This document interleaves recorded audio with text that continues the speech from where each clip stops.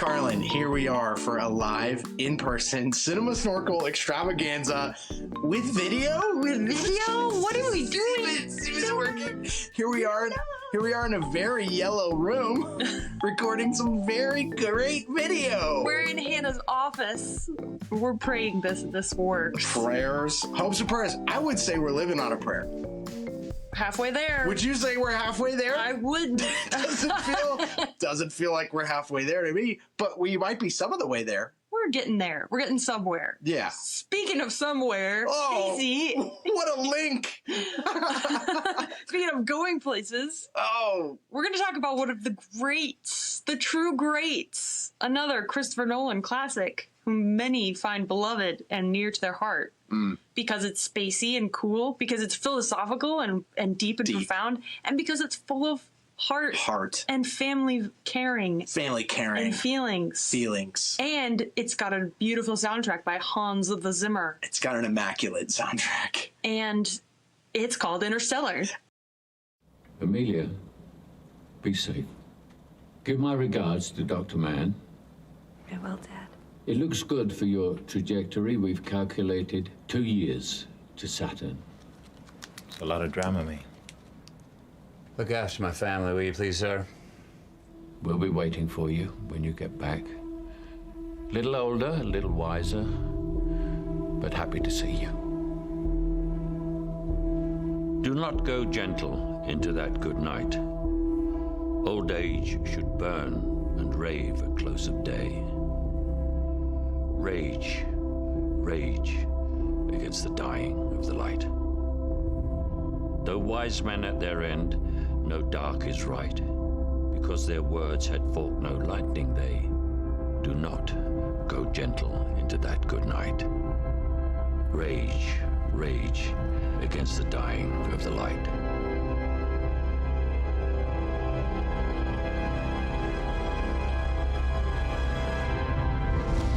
Carla, where were you when you first watched Interstellar in 2014? Year of our Lord. Probably Colorado Springs, Powers, and North Circle, watching in Cinemark in high school. It didn't make as big of an impression on me as it did on you, I think. Are you kidding me? Really? Why not? It's a boy movie. Wait, really? No, I mean, I liked it, but my Chris Nolan pick is always The Prestige. Yeah. And this one has just like a totally different tone. It's great, but also, I don't want to jump into this before we get there. Come on, let's do it. I remember watching it in IMAX and thinking, so it's a closed loop. You're going to go right there to the plot. I know. We're just not even... That kind of like sucked the momentum out of it for me. But I rewatched it for this podcast and was really blown away about how excellent it is. It's a very good movie. Okay, we'll get to all that. First of all, let's just start off with our Cinema Snorkel formula. Excellent. It's never let us down yet. I mean, maybe our listeners are sitting there like, it's let you down every time. No, it's a slam dunk. It's a home run. It's a slam run. It's space baseball slam dunk every time. Slam run right into the neighbor's window in the circular space station. That's what we're going for. So what were the filmmakers? No. Yeah. So what do you like? Go back. No. Go back in time. Let's use gravity to try to tell ourselves. You gotta go to the Tesseract. You gotta go into the wormhole. We're going to use gravity to tell ourselves how to start this podcast. Yes. Well. Let's translate what we liked about it into binary and then translate it through the clicking of a second hand on a watch. 1011001. Oh my gosh, you're right. Yeah. That's enough information for me. All right. In fact, that's a wrap. No. So what'd you like? I don't know if it's just because I'm a boy, apparently, but when I watched this movie, it exploded my entire brain forever.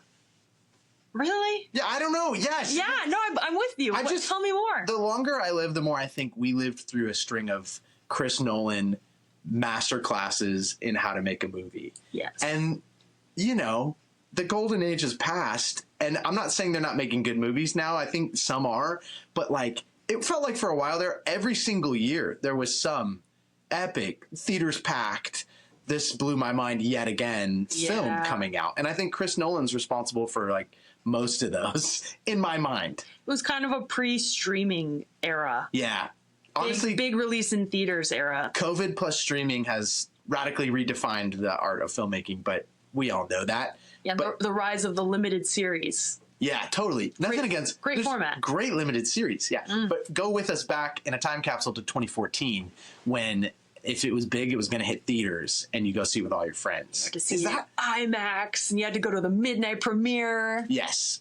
Carlin, the writing of this movie is perfect. It's pretty much like the emotional beats they hit, the acting is really good as they deliver this insane narrative arc when they go off into the stars. Like the dialogue between Cooper and Murphy is so good. Like their relationship is really at the heart of all of this. The feeling of like taking their world building seriously. Like if you had blasted off like this on a one-way trip into the stars for the survival of humanity, this is exactly how it would feel. Like when they're sitting around talking about, do we go down to this planet or not? Like they really make you feel the weirdness of the way that time is going to mess with them. Yeah. And the loneliness. Oh, yeah. I think those things, palpable. Those are like thematic elements that really make this movie just pull you in completely. Totally. Would you agree with that? Oh my gosh, yes. Also, they leveraged the texture of like Dust Bowl era. Yeah. Like, you know how it opens with those interviews of people from the real Dust Bowl? Totally. Yeah. And so it feels grounded in time, even though it's set in the future. Yeah. It's like this is like how our grandparents grew up. Right. You know, but also space age. Like it just feels like so realistic, believable. Yeah. I love what you said about the dialogue. Like the dialogue is really good, but it's not, it leaves space for the actors to fill it. Yeah. And for their performance and even their like wordless performance to still have plenty of room.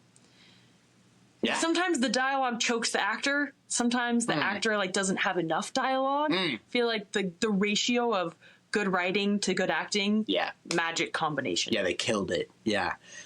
And then just like some of the scenes they were able to pull off with the Hans Zimmer like going crazy in the background. Hans Zimmer! Like there were a few moments that you just can't forget after you see this. One is when they are traveling past Saturn. They just woke up from like cryo sleep or whatever. And they're like, Cooper's talking to the other astronaut. He's like, you know what? This gets to me, man. Like this, like dang, like clang, clang, like this metal between us and just infinity. And Cooper gives him his iPod and he puts the earphones in and he's listening to, you don't know what you're going to hit. And then it's just like rain. Just that rain sound. I just got goosebumps thinking about that. As they're going past Saturn. So human. Mm-hmm. It makes you feel like so proud to be part of the human race. Yeah, I would say this is definitely, they're going for that. They want you to be like, come on, humanity, come on. Yeah. And the best and the worst are on display at the extremes of the human experience here. Oh, that plot twist where Matt Damon turns out to be a scummy scumball, but so understandable. You're like, don't know that I would not do the same thing as him in his situation. When he says, I just knew if I kept hitting that button, someone would come get me. Like, dang. But then you can see him every step along the way. He's wrestling with himself. Like, he's like, I'm here for you. Like when he smacks and shatters Cooper's visor and Cooper's dying slowly. Yeah. And he's like, I'm here for you. I'm here for you. And then he's like, I actually can't watch. And he just turns around. He's a coward. He's a coward. He's a full-on coward. Okay, this is bringing to a clarity for me one of the key themes of this movie, which is, like, is our human connection like a vestigial organ of evolution that gets us something? Yeah. Like maternal rearing, whatever. Or does love and human connection exist on a higher plane and it's actually our salvation? Yeah. Like, is there human, like, it's is it Dr. Mann? Brand. No, who's the Matt Damon character? That's Dr. Mann. Dr. Mann, his craving for human connection is the thing that could actually disrupt all of human survival. Whoa, yeah. His craving to be around people, like he's even willing to betray everyone on planet Earth. Yeah. Just so that he doesn't have to be alone anymore. Yeah. Whereas, you have that amazing conversation between Dr. Brand who's in love with the astronaut on the other planet. Yeah. And she gives the most compelling case for, I don't know why I'm drawn across the stars to someone who I know is probably dead, Right. but maybe that means something. Right. What do you think the movie says about that? Yeah, I mean, Question. that's like the central theme Interstellar is playing with. Because in that moment, Cooper and the other astronaut just look at her and they're ultimately like, we're going to do what's logical. Right. And what's logical is, here's Dr. Mann. You said he was the best of us. He's been giving us the thumbs up the whole time. Logic wins. We're doing it. Yep. And so, but they were wrong. They were wrong. They shouldn't have gone to Dr. Mann's planet. They should have gone to the other astronaut that she was in love with. They couldn't have known, though. They couldn't have known. No, they couldn't have. So it transcends human logic and experience in that way. But at the end, the film is really like at the very limits of what we're able to do. Love carries forward in some way. It really feels like they want you to come away thinking that, because it's Cooper's relationship with Murphy ultimately that brings us to the conclusion, which is, you can't keep a father and a daughter apart. Their love will transcend time and space.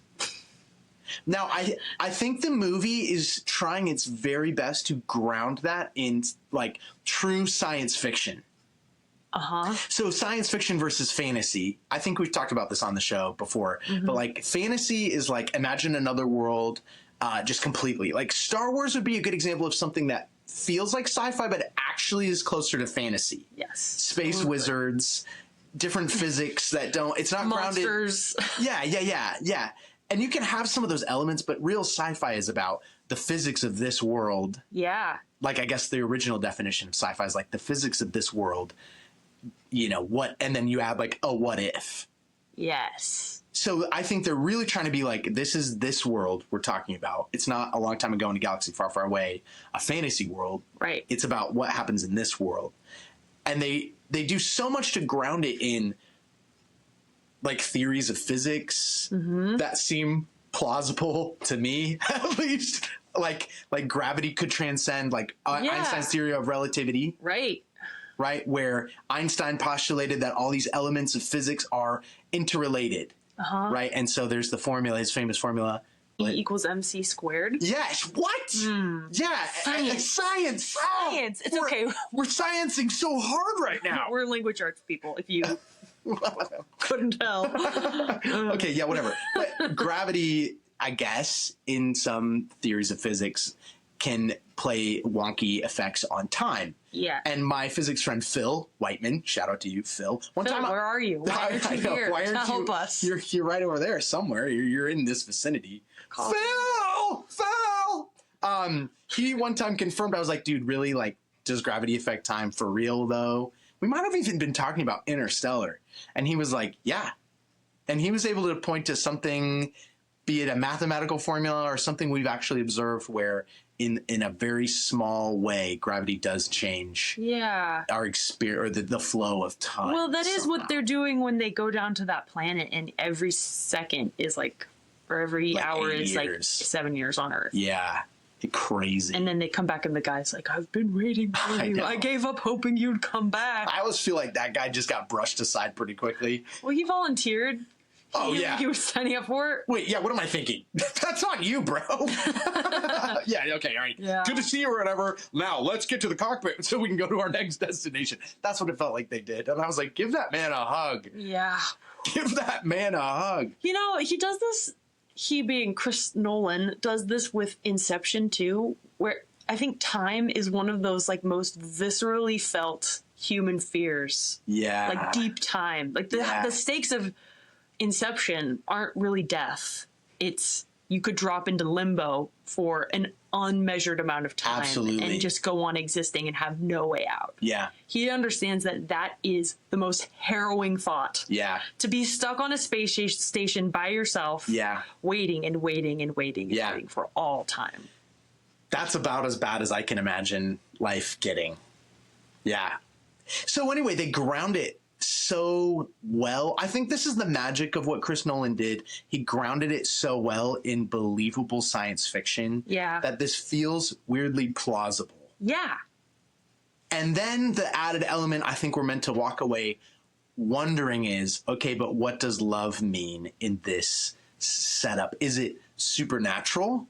Yeah. Or is it a part of the observable material reality Right. in a world like I would say they're pretty much materialist, scientific humanists.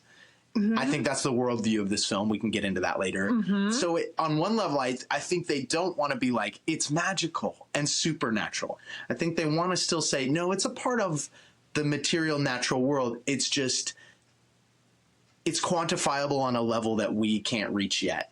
And that's what's going to save us. Because it is part of the natural world, but it's the most powerful thing that there is, so much that it blows up our understanding of physics and technology and spaceships and stuff. It's actually love that, despite it all, is the most powerful thing. Which is, to me, as close as you can get to saying love is magical and it exists. Like, it exists on another dimension than ours. Yeah. If in science you believe in, like, Dimensions. conceptual other dimensions. Right. Like, is it really that different from saying love is a supernatural force? Yeah. Like, it's a force beyond the nature that we experience as law.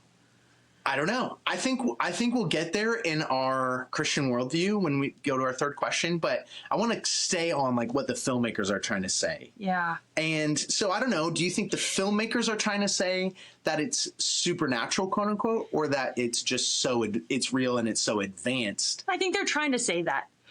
I think they're trying to say it's concrete and exists in the natural world, but it's beyond our limited understanding. Yeah.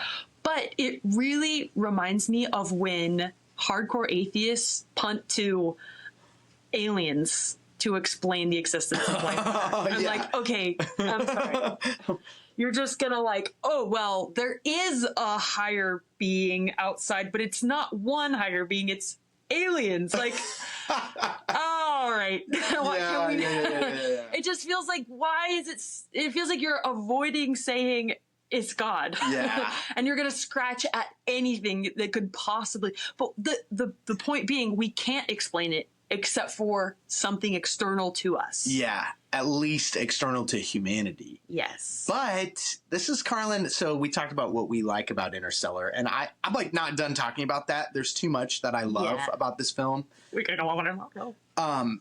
But the one plot hole That's why I was trying to get you to translate it to binary or Morse code or something, because then you could make it efficient. Yeah. Maximum efficiency podcast. But the point being, the one plot hole that you and I agree on, we were wondering, does everyone feel this way when they watch Interstellar? Because to me and you, this plot hole is so glaring, but it's logically circular. Yes. So explain that to the audience. Sorry to ruin Interstellar if you haven't. I'm sure they've already thought this through. So they go through the wormhole. Who put the wormhole? We don't know. But later we find out it was people. But how are people saved? Through the wormhole. They didn't bring us here. We brought ourselves. How? He reaches through. She touches her own hand in the wormhole. She touches his hand. Oh, right. Yeah. But they're waving hello. Yes, the first hello. Movie, they're setting up meaning the interdimensional beings. Yeah. They brought us here. They intended this. And then once he goes into the wormhole, Tars, the robot, explains, they constructed 3D space in their 4-dimensional world. And you're looking at time represented in physical space.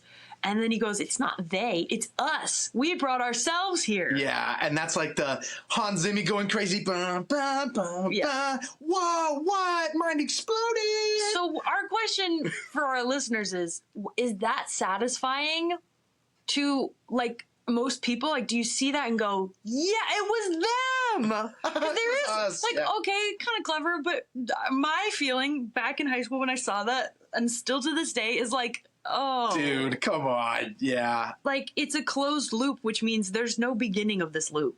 If you have to survive to save yourself, then how do you save yourself? How do you save yourself to survive? It's the logical equivalent of sitting on the ground and trying to lift yourself to a standing position by your own bootstraps. Yes.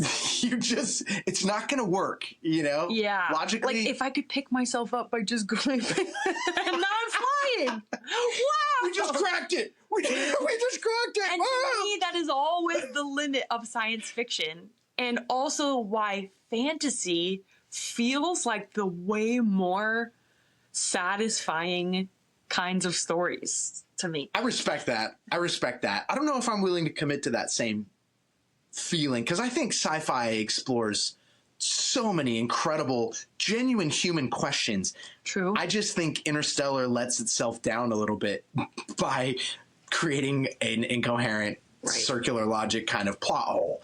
And I was going to say, the more I've thought about this movie, the more I'm like, the genius of Chris Nolan is disguising the edges of that plot hole so well that some people didn't probably pick up on it. You know what I mean? Right. Who put the wormhole? People. How did people get there? Through the wormhole. It doesn't make any sense, but it feels like it does. It's the same as one of his first like short films you can find on YouTube called Jitterbug, where this is like classic Nolan, all kind of noir, film noir vibes with the stripy lines and the black and white, and it's a guy chasing a bug. And he's chasing the bug all through the apartment, and then you realize that the bug is actually a little man, and but then you realize the man is him, but the guy lifts his arm to like hit him with the shoe, and the little bug man, a few seconds delayed, lifts his arm to swing a shoe, and then you realize that they're playing each other just a few seconds delayed. So you watch the little bug guy like lift his arm and hit the shoe on the ground, and then you see the normal guy lift up the shoe to squash him, and then he turns around and like the implication is there's someone probably behind him. Oh snap! Like following the chain. So you know, like Nolan loves to play with a paradox. Yes. A closed loop. It's an infinite loop. Like the infinite staircase in Inception. This is exactly This is fascinating to him. Yeah. To me, it feels like hitting a wall sometimes, because I'm like, you can't break in. Yeah. You just have to accept that it exists and that you're getting into this spinning plot that just goes round and round on itself. Yeah, or just ignore it and think of the other themes, you know. That's just the problem with all time travel movies, though. There's only a couple ways you can go. I mean, you could try to just ignore it. You can try to create a multiverse, which I'm not a fan of that anymore. I think that's been done to death. Like, stop with the multiverse. Done once or twice recently. Gosh, what a horrible multiverse era we've entered. Sorry, that is strictly my opinion, but I'm just like, Yeah, but the thing about the multiverse, I think these other time travel movies have realized that it gets kind of boring, and so they just like break everything, and then it's just like you've unleashed chaos. Yeah. That's why you have Loki as an alligator. Like late stage we got bored MCU. with trying to play within the rules, so we just broke all the rules. Break them all, and then when you break the rules, you actually break what made the original movies enjoyable in the first place. Was that they were grounded in some knowable reality that then the superhero element of them felt crazy and amazing. Yes. Anyway, let's not talk about superhero movies, but please. But that is a feeling of time travel movies. That is like that's an Achilles heel. That's why the best time travel movie is that one with that guy. Yes, wait, and they go they go and do the thing. No, I know. They go over there. Yes. No, it's the rom-com, and it's called About Time. About Time. Yeah, no, that's Is it really called About Time? It is called About Time. Something else. No, it's called About Time. Rachel McAdams, that other guy who we love. Yeah, he's Bill in Nye. Star Wars. Bill Nye, the science aka guy. David Jones, but he's better in the premise of that one is that he can travel in time, but it's just him, and he can only go like a few clicks back. Yeah. But he can't ever get back to the reality that he left. And so they set up this really interesting. The plot goes with he has a baby, and then he realizes if he goes back before the baby, there's no chance that they're going to recreate the exact reality where that egg, was the egg that became his child. Dang. So it's like you risk losing relationship, which are the best stakes. Totally. Of any plot. Yeah, relationship. Mm-hmm. Amen. No, you're so right. About Time is a really good time travel movie. I think they do a great job with that. And I'm not here to say Interstellar doesn't. There's just that glaring plot hole. Yeah. That's it. And they try to, some of the ways they disguise the edges are putting what happens in a literal black hole, where they're like, it's the event horizon. You can't know what happens in a black hole. Yeah. all kinds of impossibilities become possible in a black hole. Right. So sure, It's aliens, bro. it's just like a little way of. I mean, it's clever and it is thinky. It's thought provoking. Like, how does gravity? Like, the believable part is that gravity influences time somehow. Cool. I don't have a problem with that. That I don't know why, but that it seems plausible to me. Yeah, based on everything I know about cool physics. science. But what is? Yeah, it's that logic hole. It's that big plow hole. But that's not the only thing about this movie. Totally. Like, he really does a great job of painting those interesting themes. Yeah. So we still haven't quite answered the question. What do you think the movie's trying to say about human connection, love? Yeah. Is love transcendent? It's Because the whole thing hinges on Murphy's relationship with her dad. Like, those are the most compelling scenes. And he even says at one point, he's stuck in the Tesseract and he's trying to communicate the code that's going to save humanity. right. And Tars goes, how do you know she's going to go back for the watch? And he says, because I gave it to her. Yeah, totally. And then at the very, very end, he shows up and she's like an old lady now. And she's on her deathbed. And she says, what does she say? I always knew you'd come back. Nobody believed me, but I knew you'd come back. And he says, how did you know? She said, because my dad promised me. You gonna cry? No. Glad we got this on video. She's crying. That'd be crazy, bro. Sorry, I just sneezed. That's why my eyes are watering. Stop cutting that onion in this podcast room. Have you no decency? Unbelievable. Sorry, I'm sorry, everybody.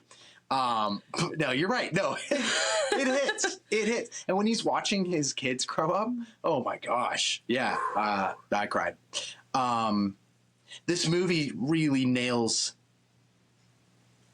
that the stakes of infinity boil down to relationship. Yeah. And that blend of cold sci-fi, because this is incredibly cold. Physics is going to do what it's going to do. We lost 8 years.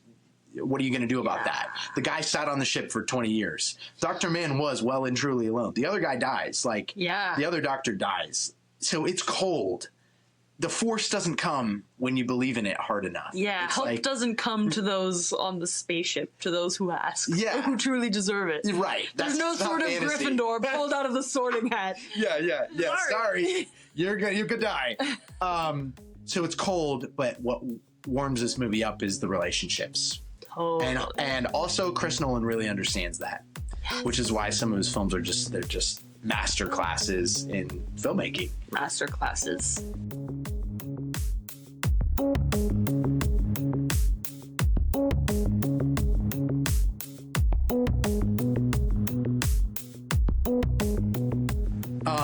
Carlin, I want to ask a question. So Dr. Brand, the old one, played by everybody's favorite Michael Caine. Oh, Michael Caine. Do your Michael Caine. I do it every time. You gotta do it. Okay, Michael Caine. Say Michael Caine. Oh, don't you just love that, listeners? Who was Michael Caine?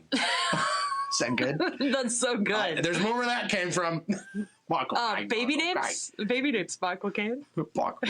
Should I name my son Michael Caine? Only if you want him to hate you for always having a Cockney accent. Can you Say imagine? his name. Hey, babe, I'm gonna go pick up the baby from his nap. Michael Caine. It'd be like every day, constant Michael Caine. You did? But I would love it. Anyway, Carlin, a question. So here's what I want to ask. What do you make of "Do Not Go Gentle into That Good Night"? Oh, I Michael wanted to ask Caine's you that. Sucker. I got you there. They I got to it overlay first. that multiple times. Rousing poem. Yeah. The best place for this poem. I remember reading that. Like, I'm familiar with the poem. I think a lot of people are. Yeah. It's like, don't go gentle into that good night. Rage against the blah, blah, blah, blah, blah. Yeah, so why? That, I mean, to me, that's referencing the struggle that Cooper has. Like, are we just going to close up shop and say our best achievements are behind us? Like, we're just going to all die with our loved ones here on Earth.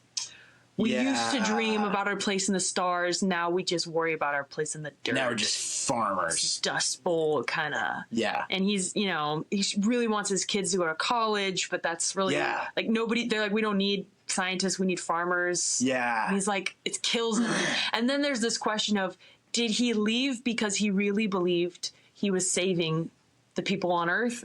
Or did he leave because he had a chance to be an engineer again? And he wanted to feel like he was making, like, using his skills. Yeah, well, there's the tension between... That's what Murphy accuses him of. Plan A is we lift the whole NASA space station off the Earth with gravity by manipulating gravity. Plan B is, and thereby we don't abandon everybody to death. Right. Plan B is we just repopulate using embryos that we have frozen. Yep. And that tension, you're right. Maybe he would feel like an engineer, but I think. Oh, here's what it is. Yes. Michael Caine tells him Plan A and Plan B, and he's like, "Great, Plan A is my favorite because I'm going to save my kids." Yeah. And then come to find out, many years later, Murphy finds out there was no Plan A. It's always been Plan B. And then she goes, "Did my dad know that? Yeah. Did he leave and tell me he was coming back, but really he was just going to do Plan B?" Yeah. Right. And he didn't, thankfully. Right. So Cooper... It's agonizing to think that she might think that. Cooper's always... Yeah, right. On the video, she's speaking to them. They're never sending anything back. But she's like, maybe they're going to see this. And Cooper's like, everything in him wants Plan A to work. But eventually his journey is he has to realize, I just probably lost my chance to go back and see my kids. When it stops going perfectly the first time, when they go down to the huge wave planet and they lose all that time, and then when they only have enough fuel because they lost fuel because they were orbiting Gargantula, the black hole. Gargantua. Tarantula. Stop. They're orbiting. So they lost time, but they also lost fuel. So then he realizes Plan A just got impossible from a current physics standpoint. So then he and Anne Hathaway are kind of at each other a little bit, like, okay, looks like it's Plan B, fool. Because Plan B for her means she gets to go be with her guy. Oh. So each of them are balancing logic with love in that, and everyone is this whole time. So dang, can you trust your logic when you love someone? Right. It goes back to that tension. But excellent. The thing with Michael Caine is that Dr. Brand is asking, he wants them to keep fighting. He wants them to fight for Plan A, even though he knows he's lying. He's been lying to them. And they read that poem, and it hits several different, like, emotional beats for us. Yeah. One is when they're blasting off, and it's like, do not go gentle into that. Yeah, we're going to save the Earth. We're not going to just succumb to the darkness. Let's go! Like, come on! And also, they're totally hitting this, like, NASA! Everybody loves NASA, right? Like, we can all kind of love NASA. I'm sure some listeners are like, actually, I don't, because it's totally... But, like, they're counting on... That's what we say to you. Yeah. Why don't you shut up? Just kidding. Like and subscribe. Oh, yeah. Can you like us? They're counting on most people rooting for NASA. So that's the beat they hit with Do Not Go Gentle. But then later in the movie, Carlin, when he's dying and he brings in Murph, and she's like, you didn't waste your life, Professor. It's okay. She's being so great because here's this man she reveres. And he's like, no, I lied to you. And then he starts to say as his last words, do not go gentle into that good night. And my stomach just dropped. Like, there's a pit in your stomach watching that. Like, it's futility. Like, he's a fool, and he's lied to them. He used them in the worst way possible. But what are we?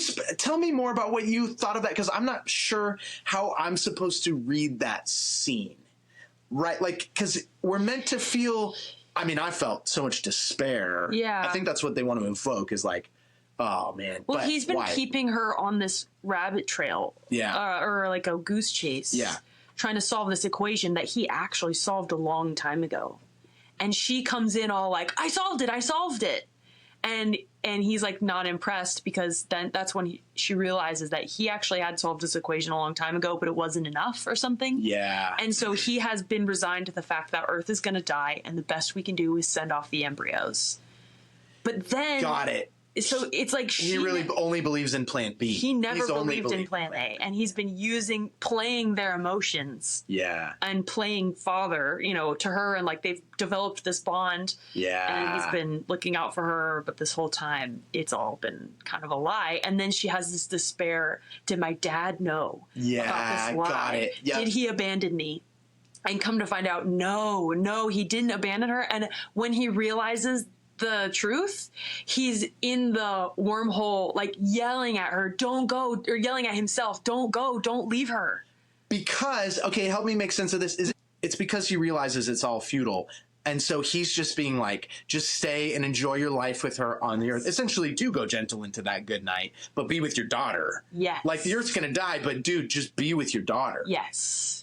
Don't go off chasing a lie. I was always confused by that because I thought at that point they were in the black hole. They were in this constructed reality thinking, okay, he's about to save the day. But actually at that point, he doesn't realize yet that they have a way of communicating through time.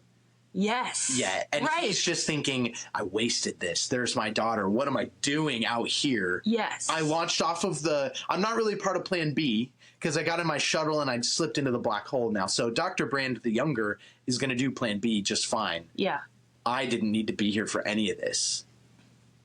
Yeah. Maybe is what he's thinking. But I mean, he did, though. He's in the Tesseract, and then he has the revelation that he can communicate. And then he says, remember, he's like, I thought they chose me because I'm the hero science guy. But they chose her. They chose Murphy. Yeah. So then he's able to transmit the solution into the watch hand. And then it's like, I know she'll grab the watch because I gave it to her.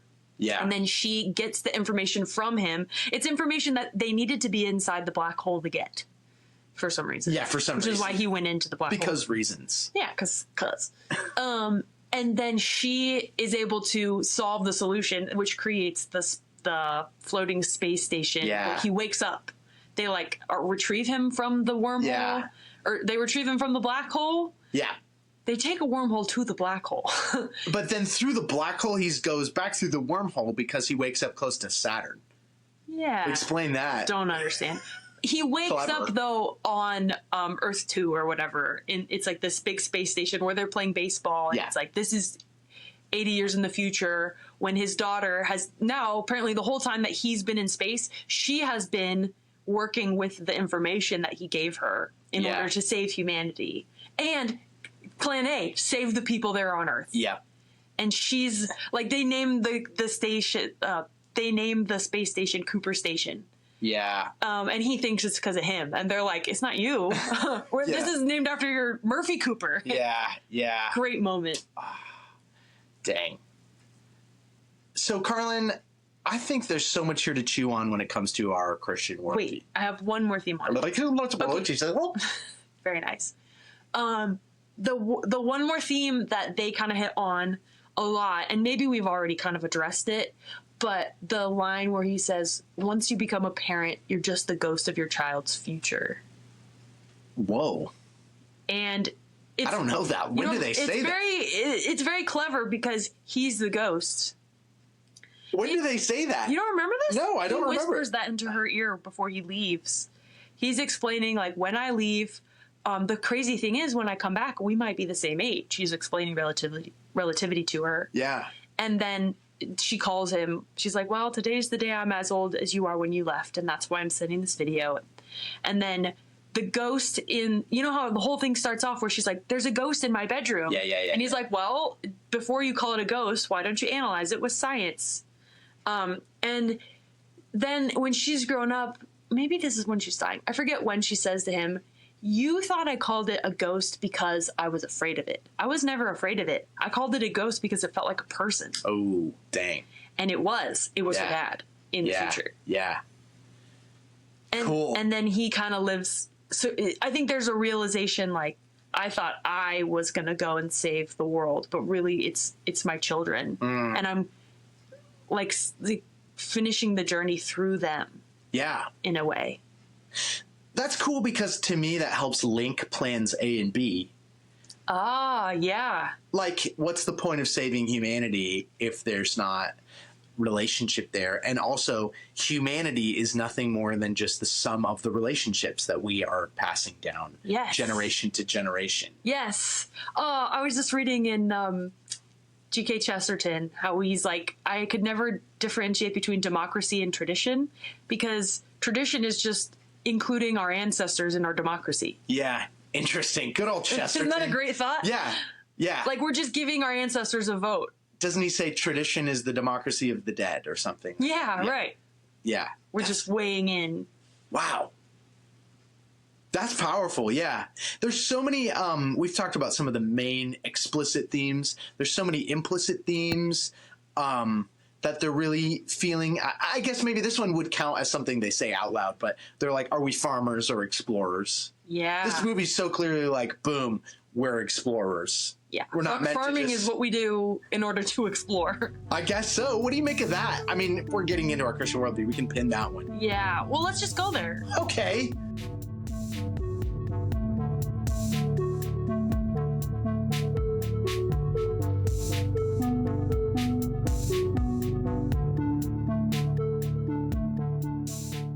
So the movie does say, yeah, we farm so we can explore.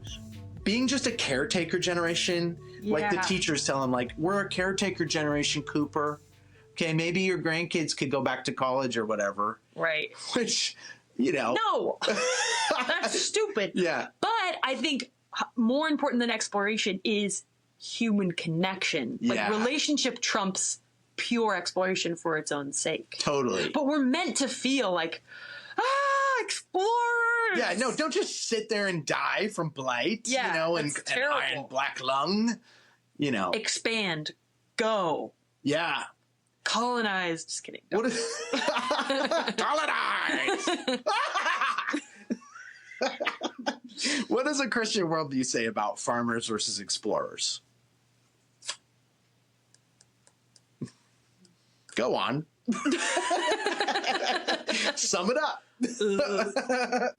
I will say the purpose of humanity that God gives Adam and Eve before the fall is to go, subdue, and multiply the earth. He created Adam and Eve as co-rulers with a job to do. Yeah. Naming the animals, which you could argue is science. Like naming things, separating them into categories like understanding, learning, exploring, going out. And you could imagine a world in which Adam and Eve didn't fall, in which they're propagating and creating societies full of humans that are like gloriously going out into this garden world that God created. Yeah. With the purpose of creating more, like becoming co-creators with God. 100%. He created like a sandbox and gave it to us so that we could go and explore and live out as the Imago Dei, as little gods, as like displaying his godlike image out onto the earth. Totally. And that is like in our DNA. It's in our very purpose. Totally. So I think that, man, I mean, that's why it's so rousing when we see it in this movie. Yes. And farming is a deeply good profession as well. I think the movie takes some jabs at farming, but it also is drawing on some farming nostalgia. Yeah. It's not actually anti-farming, really. No. It's just anti-farming when you know it's hopeless. It's anti-sticking your head in the sand. Yeah. That's what this movie is. Wow. Because they want you to be like, farming's kind of dope too. Like he's got that truck and they're driving through the corn and you're like, that's just people, you know, it's like earthy goodness. Yeah. You like it. You like the farming. Goodness. Yeah. Totally. But we're both. You're so right. And a Christian worldview is like the garden, you know, commentators talk about Genesis, like it's this curated, safe place for the beginning of humanity. But we're supposed to leave the garden. Not through sin originally. We end up getting barred from the Garden of Eden. But God does say, rule and multiply, cover the earth, subdue it, you know? And but then the sandbox he gave us is extreme. You ever think about that? Like Christians don't believe in this tame nature. And in fact, sometimes atheists will be like, when you think of infinity and all the nothing that's out there and all the empty gaseous stars that we can't live on, doesn't that make you depressed? Doesn't that make you trend towards atheism a little bit? And to me, I'm like, I've wrestled with that, but ultimately I want to say, Absolutely not. First of all, because it just shows me more of infinity. And when I think about what God would have to be to create all of this, it makes me worship him because of the true nature of infinity. I think when I'm just in my little environment that fits to scale me, I think I'm God. But when I'm out there looking at the stars or in nature or walking around a mountain, I'm like, I am nothing. I could die so quickly. Yes. Blaise Pascal is like, one stomach bug separates you from the grave, so don't be cocky.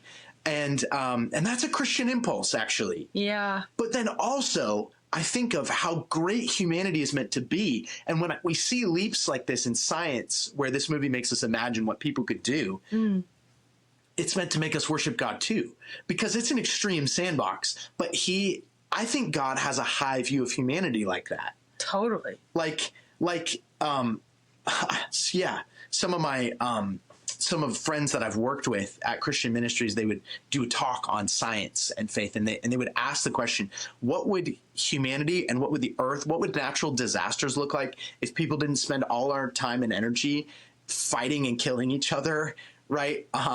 But actually we're able to think about, okay, we know we're moving into a hurricane area. Yeah. All our time and energy is going on, how do we tame and master this beautiful part of God's creation? Because there's nothing evil about a hurricane inherently. Right. There's nothing evil about Mount Vesuvius inherently. It's that people moved close to it and lived under a volcano. Right. There's nothing dangerous, inherent danger in the world. Yeah, and actually the world needs that stuff to stay vibrant and like a good ecosystem for us to inhabit, like forest fires. We need a forest fire every however 100 years or something to cleanse that dead underbrush so that brand new trees. There are some types of seeds that only germinate in extreme heat, like generated by a forest fire. Yeah.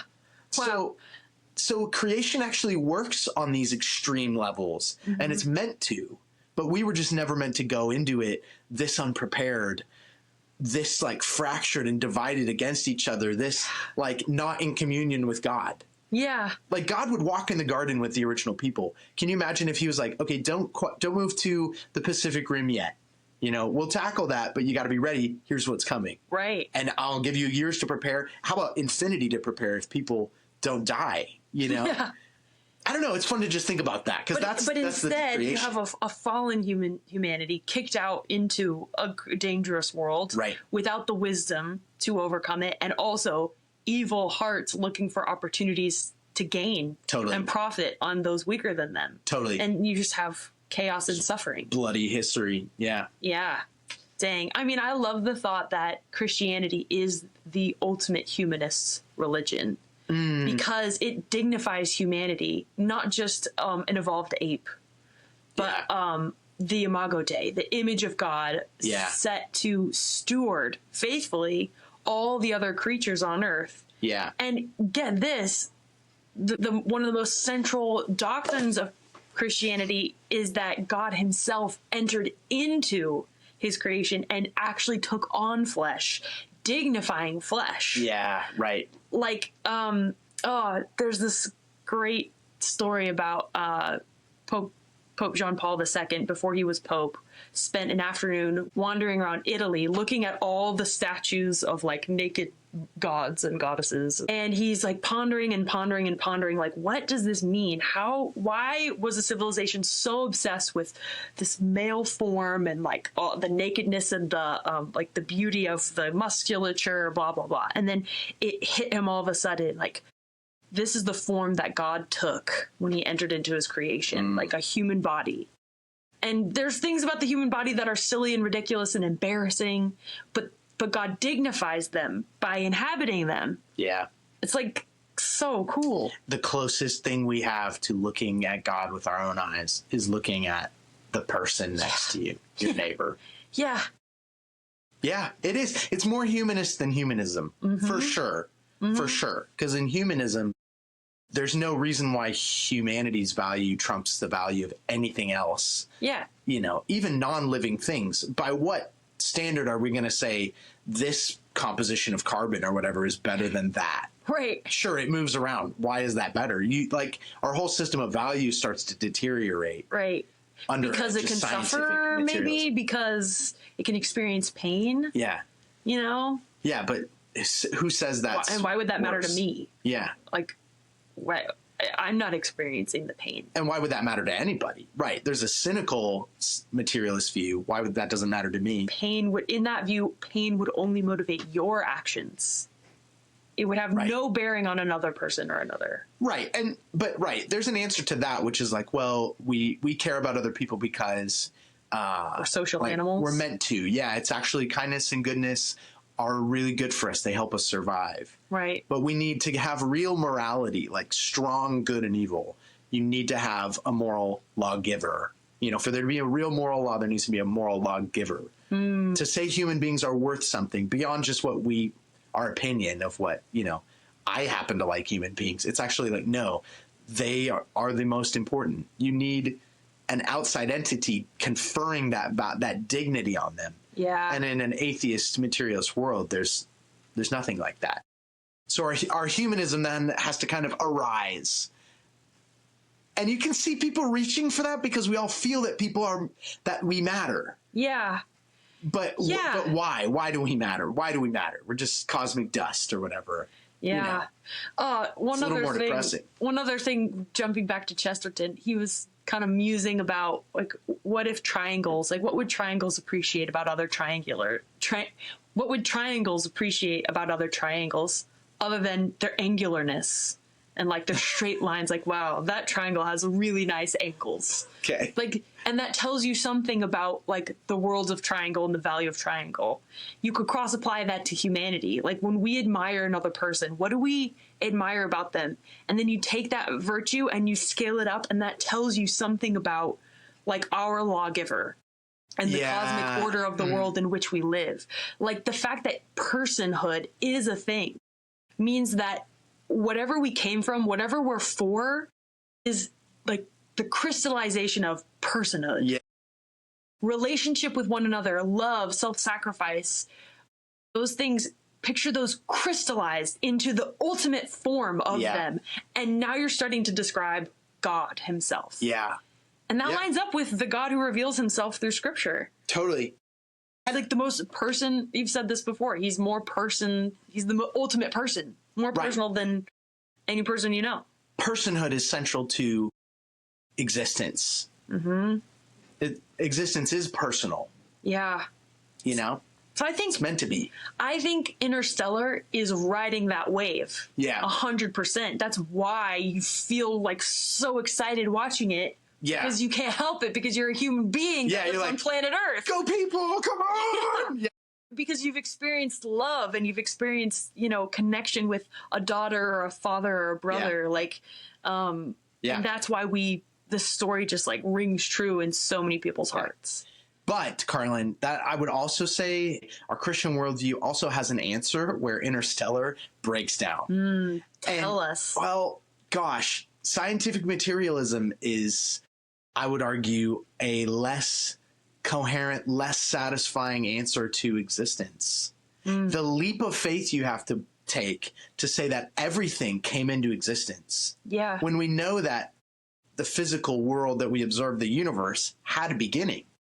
As far as we know, everything that exists right now had a beginning. That's observable in the material world. And things that begin need a cause. Yeah. Naturalists all agree, right? Like, does anyone contest? No one's really disputing the Big Bang right now. They're like, people will try to come up, or they have really wrestled against. In fact, the first physicists who discovered that, oh my goodness, the universe is expanding, they were rejected by other atheist physicists who wanted to believe in a steady state universe. It's always been here. Yeah, because if it's always been here, you don't really need a start to that. But because we realized through science, scientific observation, the universe is expanding, it forced us to go, okay, what caused it? Things that begin to exist have a cause. Yeah. And so Christians just take that one step further. This is called the Kalam cosmological argument, and say, everything that begins to exist must have a cause. The universe began to exist. Therefore, the universe has a cause. And that cause can't just be itself. Yeah, right? And so aliens. It's aliens, exactly. No, it's God. It's God. And so, likewise, that enormous hurdle, you have to just kind of, at a certain point, the scientific materialist has to just say, like, stop asking this question. Stop asking where everything came from. There's not a good answer. Yeah. And likewise, if you watch Interstellar through the materialist viewpoint, it's like, okay, that plot hole is too big. You know, if you want me to believe this, it's just too big. People could not rescue ourselves from something like Yeah. in the way that they describe. It's circular. Right. And so to me, I'm actually like, it's drawing on the things that it's drawing on real truths about the universe that even scientific materialists, humanists, we can agree, we can link arms on about the worth of humanity, and do not go gentle into that good night. Like we actually should treasure life and fight for it. But we can also say, wow, this is a really good illustration of some of the absurdity of a materialist worldview that takes the supernatural out of it and just says the only things that exist are like observable through science. And to be honest, their intuition that love is the most important thing is nonsensical in a materialist world, but it makes perfect sense in a world created by God. Totally. It makes perfect sense. And love did and does transcend space and time because God loves us through space and time. And even people are then, because God exists, because we live in a world where it's not just the material, people can live on. And so when we think about Hebrews chapter 12 or 13, where it says we're surrounded by such a great cloud of witnesses, Scripture's actually pointing to that there's love and life beyond the grave. It's transcending space and time. You know? Yeah. People care about what's happening, even the people who have gone before, you know? Whether that verse is metaphorical or literal, it's pretty incredible. You know, we just at your church this morning, your pastor preached an amazing sermon. You weren't there because you were helping in kids ministry. I was. But he was saying death he was talking about Lazarus, the story where Jesus raised his friend Lazarus from the dead. But before that happens, even knowing he's about to do that, he just weeps. And it says he was greatly disturbed by the death of Lazarus. And one of the things he said was, just because you know it has an end doesn't take away the sting. And that death, no matter how much we therapeutize ourselves and, understand grief and all this stuff, you cannot domesticate death. It is an enemy of God. And I think in Christianity, we tend to kind of blunt the knife of death because we have our hope in heaven, but no one can get around the pain of grief. And death truly does just rip holes in our hearts. But Christianity affirms that and says, yes, death is actually evil. It's not just a fact of life. It's actually goes against God's created order, and it's a tragedy that it exists. Yeah. And it makes Jesus angry in that story. Yeah. He's not just sad that Lazarus had to suffer, that Mary and Martha suffer. He's angry that death exists. Yeah. Even knowing that he's about to raise him from the dead. Yeah.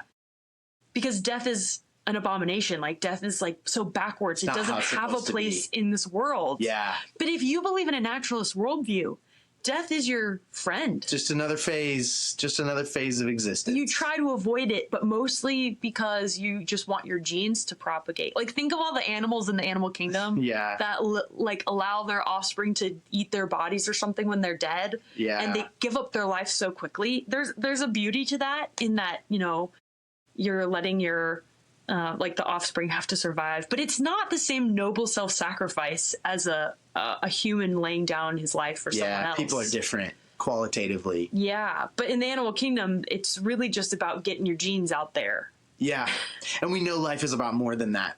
Yes. And so, staring down the barrel of death, it's not just that we do find this instinct in us to go on and survive. Materialists can say that we do feel that. Yeah. Christians can say that we should feel that. Ooh. Fight on.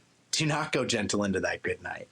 When you lay down your life, do it knowingly that this is, it's an act of enormous self-sacrifice. We can't put that question away. We can't stop asking why. And only Christianity, only really religion and philosophy care about the questions of why. In a big picture sense. Yeah. Yeah. Science only can tell us how. Yeah. And it can do a great job of that. Right. But we can't seem to let go of why. Yeah. We need to know. We need to have a We have reason. had this need since the dawning of humankind. Yep.